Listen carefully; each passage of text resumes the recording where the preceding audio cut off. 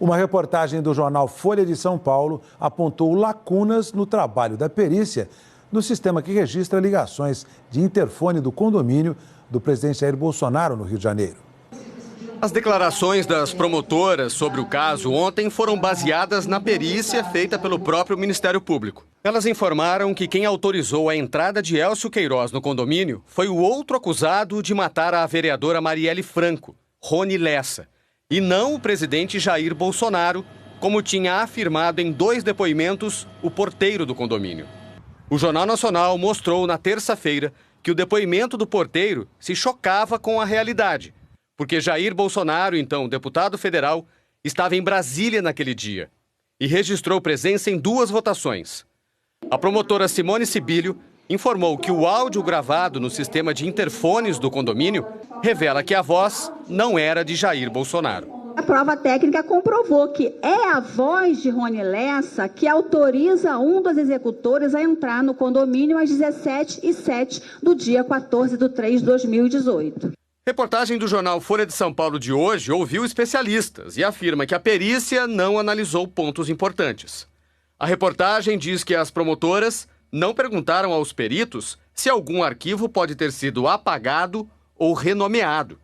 A Folha de São Paulo afirma que a perícia foi feita a toque de caixa, no mesmo dia da entrevista coletiva do Ministério Público. A coletiva foi um dia depois de o Jornal Nacional revelar o depoimento do porteiro. A reportagem da Folha de São Paulo diz que só ontem as promotoras encaminharam as perguntas sobre as gravações ao setor técnico e que o documento indica que os técnicos não tiveram acesso ao computador de onde os dados foram retirados. O Jornal Nacional apurou que as perguntas que constam no pedido de perícia que está no processo foram protocoladas às 1h05 da tarde. E a coletiva anunciando as conclusões começou pouco depois, às 13h30. O presidente da Associação Brasileira de Criminalística, Leandro Cerqueira, disse ao jornal que, sem acesso à máquina em que os arquivos foram gravados, não é possível identificar se um arquivo foi apagado ou renomeado. Disse ainda que o arquivo pode ter sido trocado e que seria necessário o acesso ao equipamento original.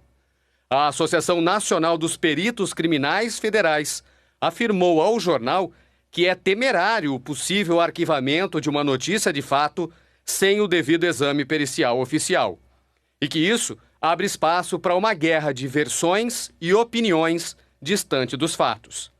A reportagem diz que o único objetivo da análise nos arquivos entregues pelo condomínio foi confirmar se era de Rony Lessa a voz que autoriza a entrada do ex-PM Élcio Queiroz. E isso foi confirmado. Os peritos usaram como base de comparação o interrogatório de Rony Lessa dado à Justiça no caso Marielle no dia 4 de outubro.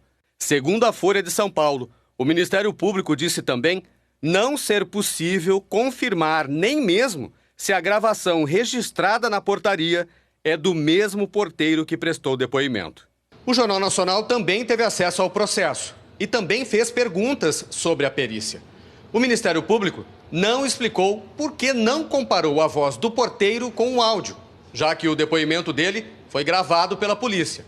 O MP disse apenas que se preocupou em identificar a voz de Rony Lessa. Agora à noite, o Ministério Público do Rio confirmou que o sistema de áudio da portaria e o computador não foram apreendidos, porque a partir do momento em que houve a citação da autoridade com foro, nenhuma outra medida de busca poderia ser adotada. O Ministério Público informou que realizou a perícia no arquivo de áudio apreendido, porque Rony Lessa não possui foro por prerrogativa de função.